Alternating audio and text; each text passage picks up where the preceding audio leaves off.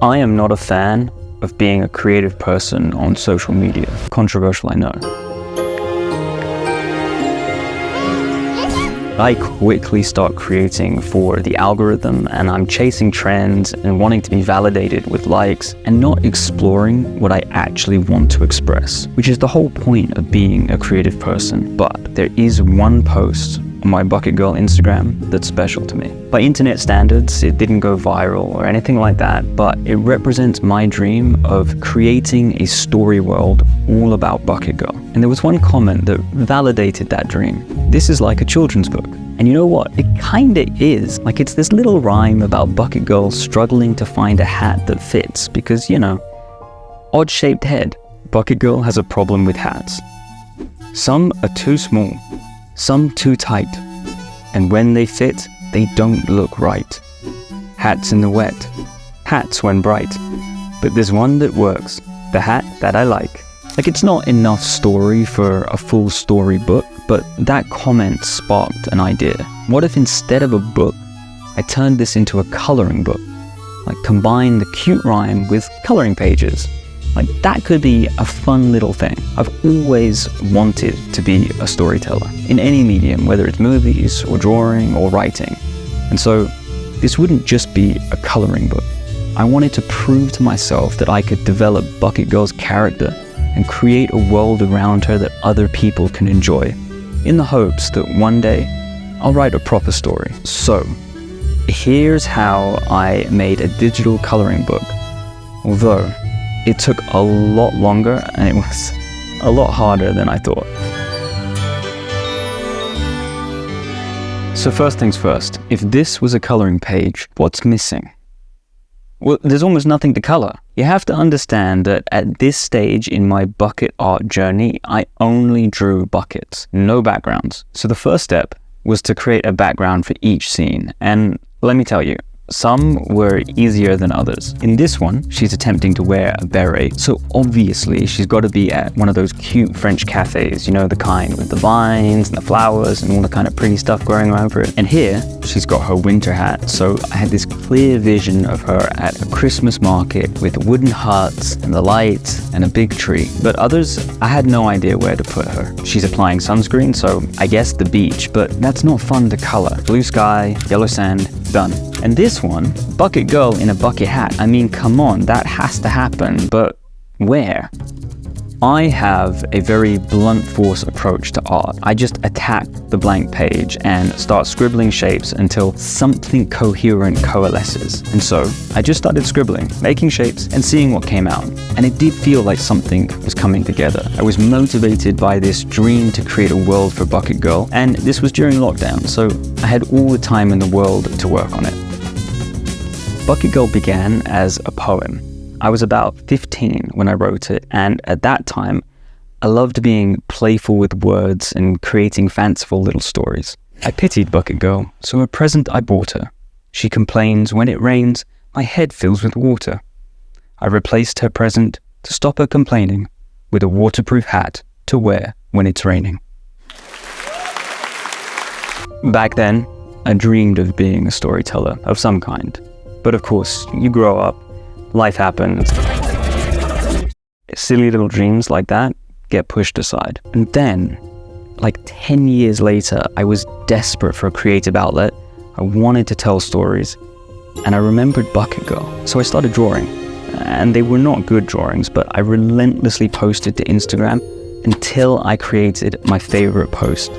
Bucketgirl has a problem with hats, because this one, it felt like a story, and the response was so encouraging that I really felt like telling stories with Bucketgirl was possible. It was something I could do, and there would be people out there who would enjoy them. And so I poured weeks into creating the best coloring pages I could.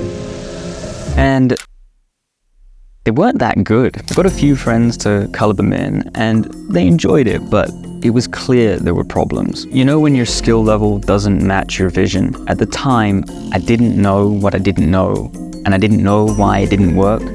But here's my analysis now.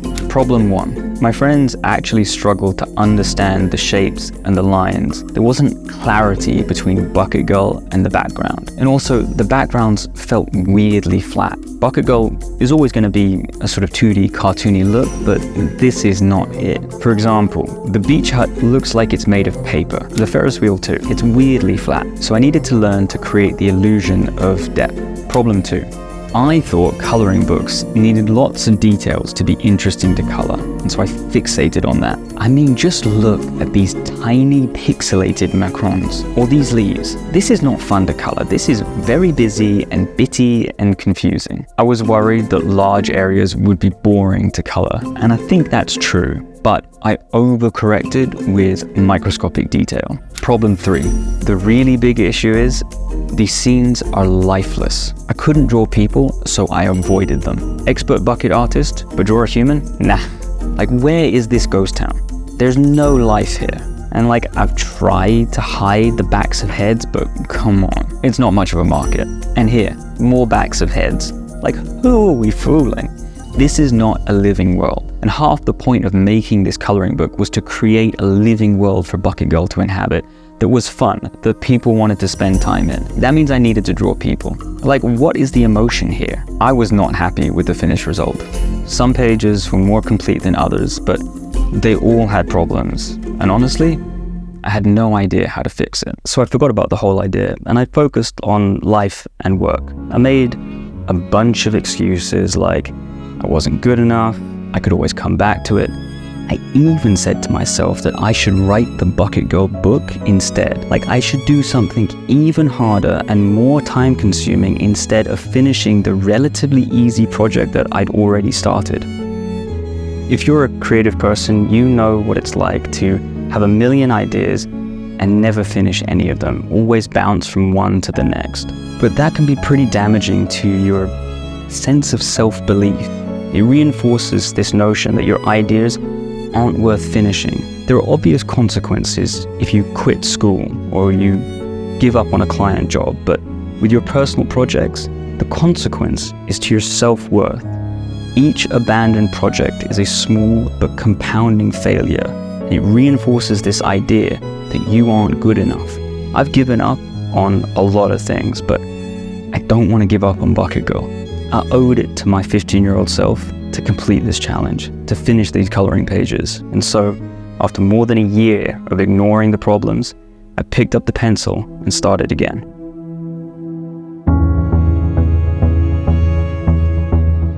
I'm gonna speed run this part of the story, but over several months in between work and life, I fully completed the 10 coloring pages. Like, it was only 10 pages, but it took me years to do.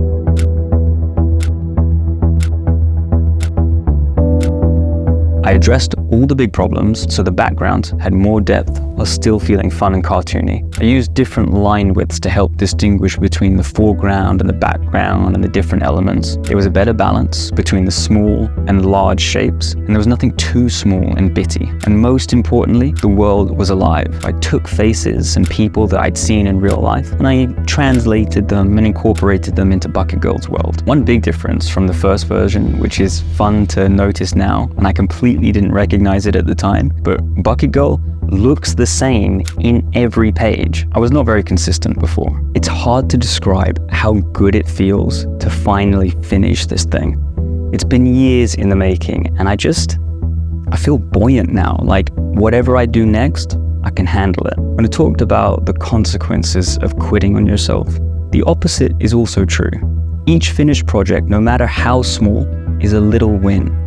And the more small wins you can rack up, the more resilient you become. So maybe you're in a similar situation and you have a project hanging over you that you just can't bring yourself to finish. This video is your sign to finish it. So thank you for watching. And if you're interested in the Bucketgirl coloring book, it's all linked below. But most importantly, finish your thing.